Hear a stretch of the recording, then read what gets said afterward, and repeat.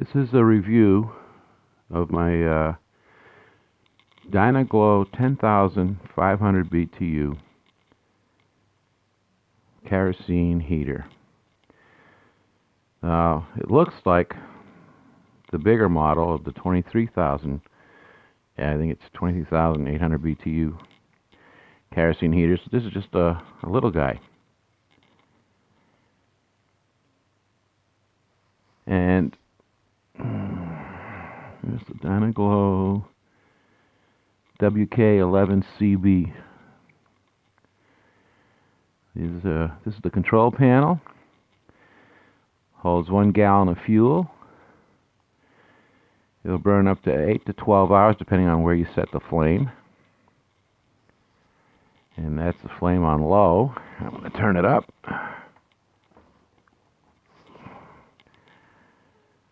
It's not a big jump, but I guess it's harder to see on the camera, but this little guy really cranks out the heat. I normally set it on the floor, but for the video I set it up on my coffee table. It's not too heavy, so it's easy to take down to the garage and top it off again. I use one of those long nose automotive funnels like you use to add fluids in your car. I hooked up a wire to it, so when it's time to top it off, I take it downstairs, and I'll show you the back side of it now.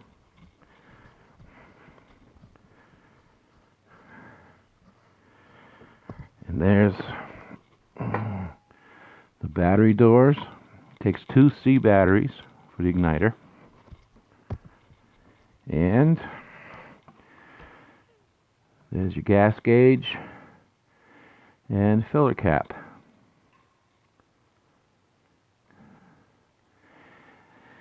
And it's only like a foot wide by a little over 2 feet tall. It's a lot lighter to carry up and down the stairs when I have to top it off.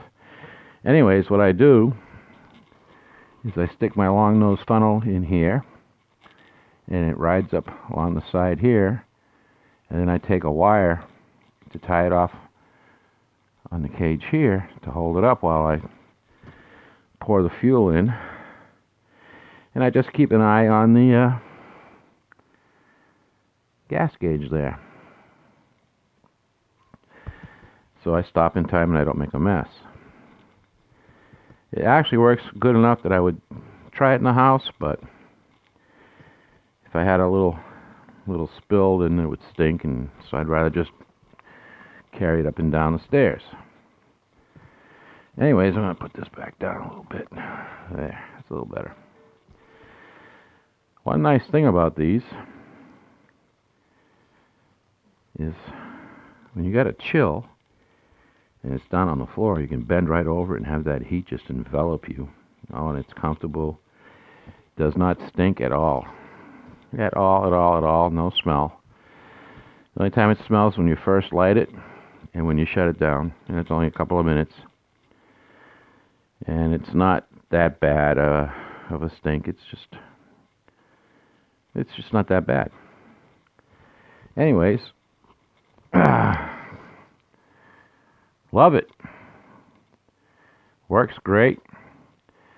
10,500 BTU will heat an area of 500 square feet. I think it'll heat more. 500 square feet would be a room 10 feet wide by 50 feet long. Give you an idea. Will it heat your whole house? I doubt it. Although my bigger Dyna Glo kerosene heater, 23,500 BTU, or 800, one of those. I've had to heat my house up to a week years ago when we lost power, big ice storm.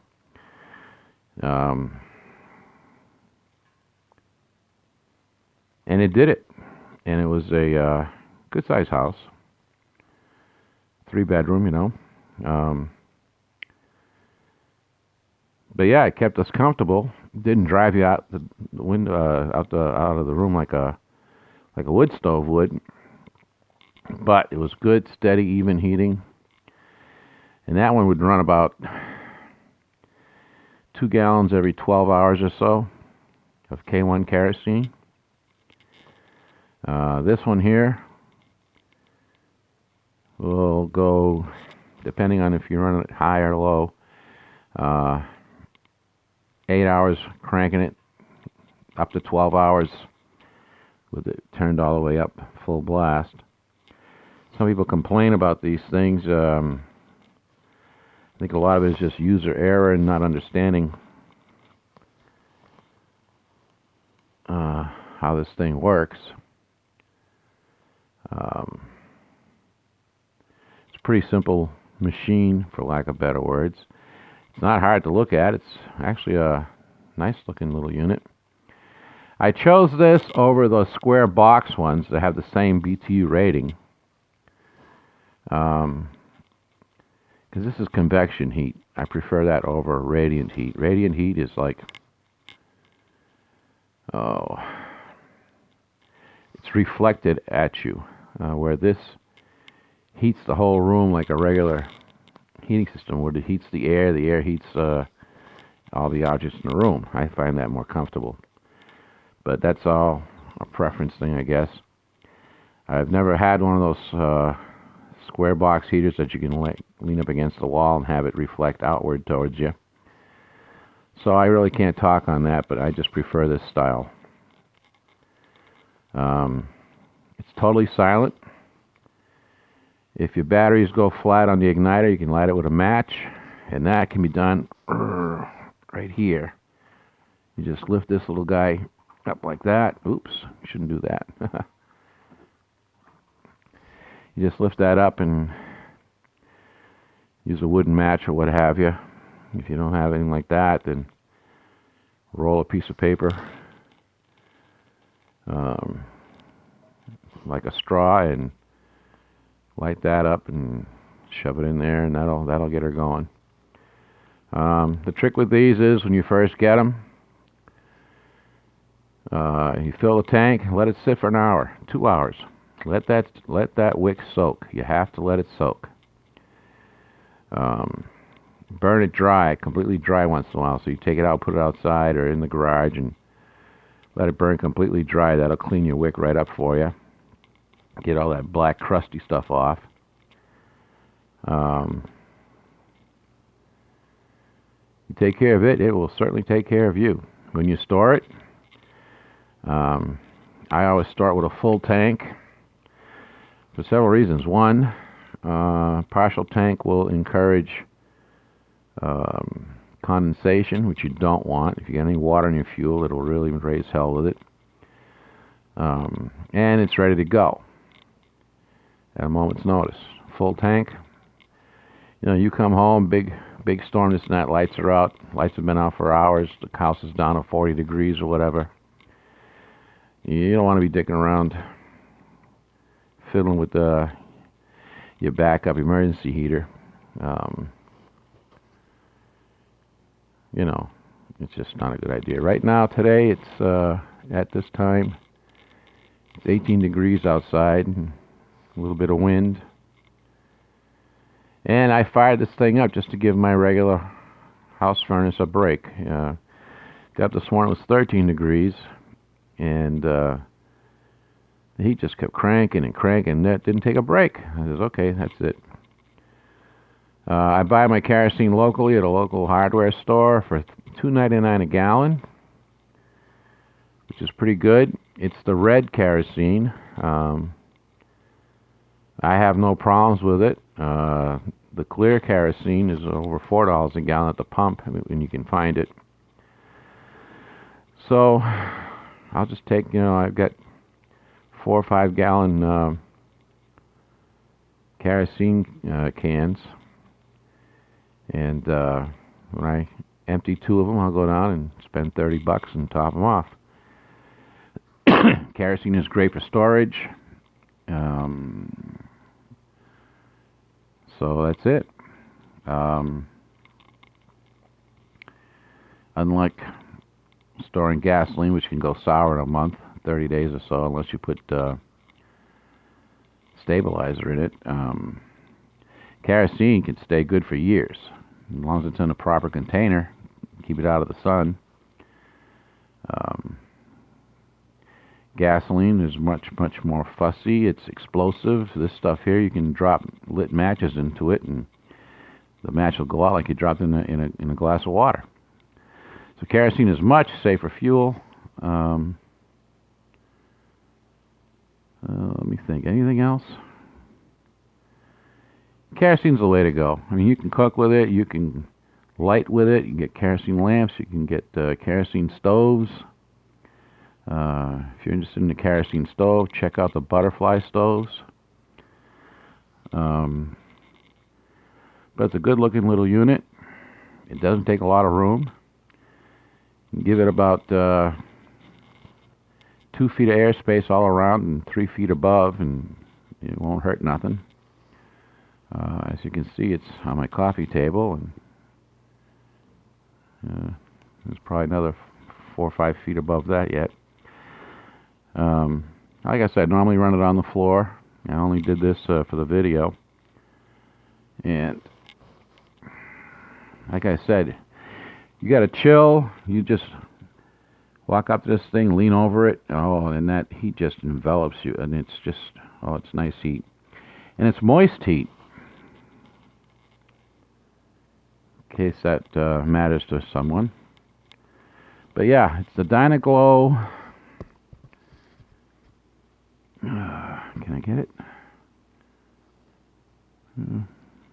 Yeah, it's out of focus. Come on, focus. Yeah. Well, it's the WK11CB model. I got this on Amazon for $96 delivered. And this is December of 2016. I've seen them at Lowe's, exact same thing, for $135. I said, okay, Lowe's, I can wait a couple days and save $40, whatever it is, $35. So I got it on Amazon. I could have bought it locally, but I don't believe in ripping myself off. I mean, it was only $5 difference. Okay, fine. But not $40 difference. But this is just like its big brother, just a smaller version. If my power was down and everything else, I'd have the big brother up here cranking away. And that would easily heat my whole house. People think, oh, 10,000 BTUs, how can you going to heat at your house? Well, it's 10,000 continuous. You may have an 80,000, 100,000 BTU furnace down in your basement. That only throttles on and off as the day on demand. This is throwing 10,500 BTUs 24/7 as long as it's lit. So think about it. Yeah, I could heat a small house that's, reasonably not too drafty with this little guy, but in the real emergency, I'd bring the big brother out, because that one will definitely do it, and I've got experience with that. It's been great. Trouble-free. I've had the other one. It's not the true Dyna Glo brand. It's the same exact thing. I've had that one about 20 years, and saved our butts more than once over the years. Ice storms and that kind of thing. But yeah, worth every penny. And don't wait like most stupid people. Like what happens, the first big snowstorm of the year, everybody goes out and buys a snowblower. You don't wait for the tragedy, because when that happens, they're gone. You can't find one, and you're screwed. You buy this stuff when it's easy to get. Learn how to use it before you have to. And don't be like those fools that run to Home Depot and all that. I need a snowblower. Well, guess what? You and 5,000 other people have been here today, and they're all sold out, pal. So, same thing with these kind of things, emergency heat, snowblowers. You get monsoon rains, everybody's out looking for sump pumps. No, you have to have it on the shelf before it happens. That's just the way it is. But anyways, like I said, I prefer convection heat. That's why I got this. I could have gotten the square box models that are radiant heaters, but I don't know. I just want to heat the whole room. I don't want to have to aim it at certain things, and I just don't prefer that. But yeah, go get yourself one of these guys. It was great out of the box. Took less than 2 minutes to put it together. All I had to do was put the handle on, and which is this here. Put that on, and the top cage here, 2 screws. That was about it. One other thing to avoid screwing up your wick and stuff, this button here is your emergency shutoff. And that's what it is, emergency. If something was to go haywire with the thing, which I've never experienced, but when you push that down, it slams it shut. This knob here is a crank kind of thing. And the problem with that, you get in the habit of just hitting this button and bam, it shuts down. There's little fingers on the wick, and that can shear them, which will change where the wick lands inside. It's like a tube kind of thing, and that'll screw up your wick. What you do is you press this button while you're holding this one. So you do this with your left hand while you're holding this with your right, and you just back it down gently, and it'll shut right down, no problem, without slamming all the gizmos inside here and breaking stuff. So, words of the wise. You press this while you're holding this and just wind it down. It shall shut right down, no problem. This red button is your igniter. You push that down after you, oh, there it is. After you wind this all the way up, then you hit this and hang on to it until you see a flame start and let it go. And that's your igniter. And again, if your batteries go flat or your igniter goes bad or whatever, not a big deal. You just lift this little corkscrew spring thing here, get a match in there, she'll fire right up. That's it. That's my Dyna Glo. Love it. It's totally silent. Doesn't smell when it's running at all. You only get a little bit of smell when you first light it up, and when you shut it down. But that's it. All right, that's all. Thank you.